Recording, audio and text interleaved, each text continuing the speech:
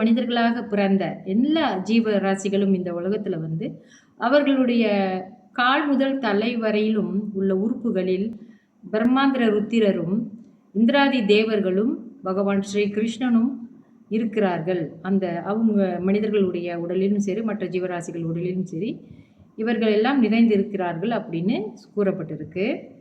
நம்மளுடைய தாய், தந்தை, குரு மற்றும் நம்ம சுற்றத்தார் எல்லாருமே ஸ்ரீ பகவான் கிருஷ்ணர் அன்றி வேற யாருமே இல்லை. எல்லாமே பகவான், எல்லா இடத்துலையும் பகவான் உறைந்திருக்கிறார் என்று கூறப்பட்டிருக்கு. சர்வமும் விஷ்ணுமயம் என்று பகவான் கருடாழ்வாருக்கு சொல்றாரு. நீயும் அதை உணர்ந்திருக்கிறாய் அல்லவா என்று கேட்கிறாரு.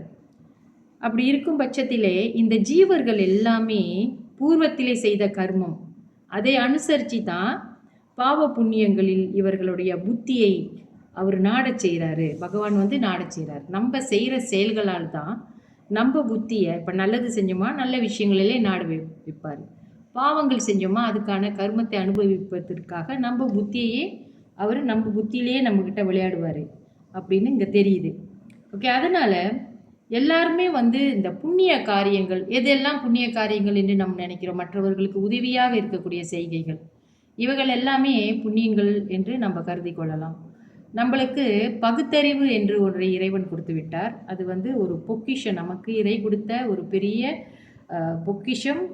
அதுதான் நம்மளுக்கு பெரிய குடை, அதுதான் பெரிய யோசித்து செயலாற்றுவதற்கு இந்த அறிவை நம்மளுக்கு கொடுத்துருக்காரு. அந்த மனசு, அறிவு, ஆத்மா, இது மூணையும் நம்ம இணைச்சி வேலை செய்து எந்த காரியங்கள் புண்ணியத்தை சேர்க்கும், எந்த காரியங்கள் பாவத்தை சேர்க்கும் என்று நம்மளே அதை கணக்கெடுத்து கொள்ளணும்.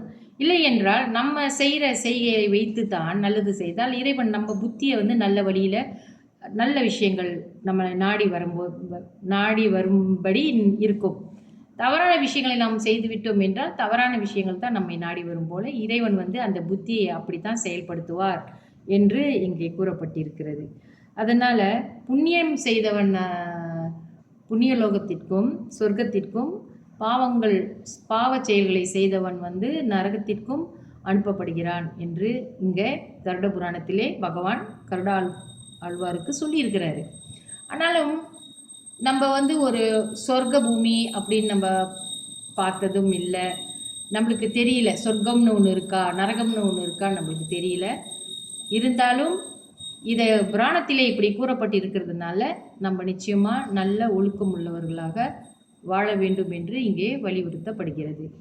அடுத்து தொடர்ச்சியிலே பார்ப்போம். நன்றி, வணக்கம்.